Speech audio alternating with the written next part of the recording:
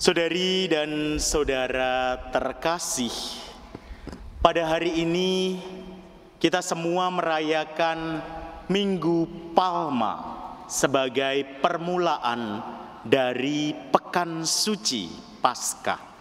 Dalam Minggu Palma ini kita mengenangkan kembali perayaan kemenangan Kristus sebagai Raja dengan pewartaan penderitaannya. Ada dua hal yang kita rayakan hari ini.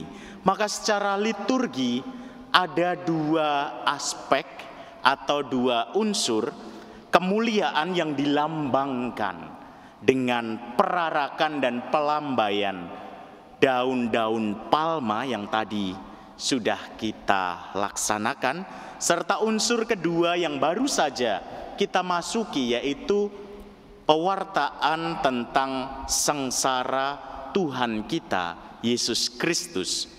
Dalam dua kondisi itu ditampilkan bagaimana Yesus yang bijaksana, terutama dalam menyikapi saat-saat entah sulit ataupun saat-saat entah dia berada di atas. Saat perarakan dan penyambutannya di Yerusalem, ia ditinggi-tinggikan, ia dielu-elukan oleh banyak orang sebagai raja yang akan membebaskan mereka dari segala penderitaan.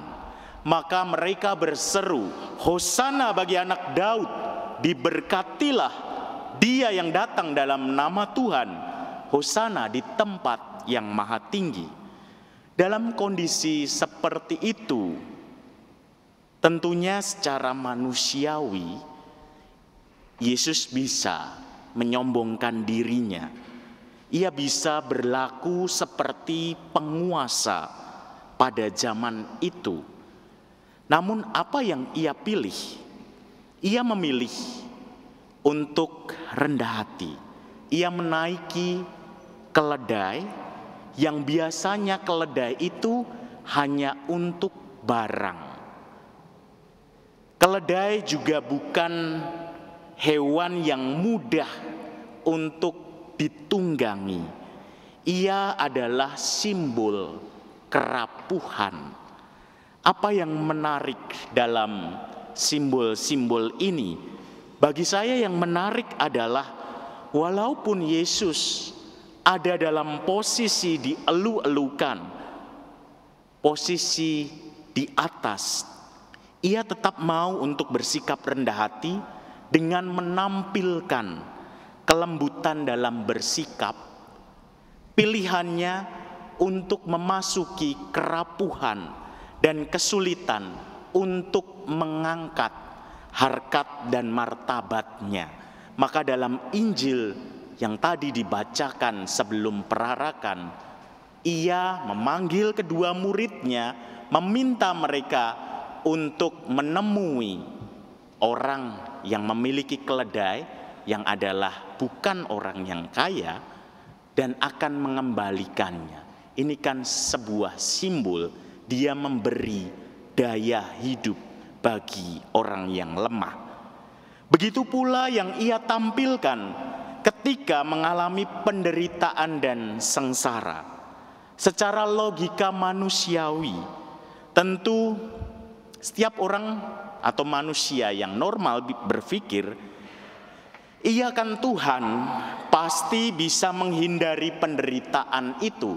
Dan itu tadi ditampilkan juga dalam visualisasi di mana ada beberapa orang yang mengatakan bahwa iya Tuhan pasti bisa menyelamatkan dirinya. Itulah juga yang dipikirkan oleh Yudas Iskariot yang menyerahkan Yesus kepada penguasa. Namun apa pilihan Yesus? Ia memilih menghadapinya dengan tangan terbuka. Ia tidak melemparkan tanggung jawab kepada orang lain. Ia tidak melarikan diri dari situasi sulit, penderitaan. Bahkan juga pada saat para muridnya melarikan diri, dan orang-orang yang sebelumnya mengeluh-elukan dia malah berbalik menyerang dia. Ia mau memasuki masa-masa sulit itu dengan jiwa besar dan hati rela berkorban. Di titik itulah kemuliaan muncul. Saudari dan saudara terkasih, dari pilihan-pilihan Yesus ini kita bisa belajar banyak nilai untuk kehidupan sehari-hari kita. Saat kita berada di titik tertinggi kita tidak perlu terbuai pada sebuah kesombongan, arogansi, dan menuruti kehendak-kehendak kuasa kita. Tetapi pilihlah untuk bersikap rendah hati, mau belajar hal-hal yang baru, mau untuk masuk dalam realitas yang rapuh untuk mengangkatnya. Namun di sisi lain, ketika kita mengalami masa-masa yang sulit, direndahkan, bahkan segala upaya kita tidak dihargai, kita tidak perlu merasa loyo, tidak perlu patah semangat, terus mengeluh, lalu lari dari tanggung jawab. Kita perlu melihat bahwa itu bukanlah sebuah akhir dari segala-galanya. Menghadapi dengan jiwa besar dan hati rela berkorban adalah pilihan bijak dalam kondisi itu. Saudari dan saudara terkasih, Minggu Palma menampilkan kepada kita dua sisi kehidupan yang terus berputar. Kebahagiaan, kesedihan, kemuliaan, penderitaan, sukacita, dukacita. Namun dalam kondisi itu pilihan ada di kita. Mau menyombongkan diri dan arogan ketika di titik tertinggi, atau mau memilih rendah hati, ikut memberi daya hidup bagi yang rapuh. Pilihan Yesus jelas. Ia mau untuk down to earth dan memberi daya hidup bagi yang rapuh.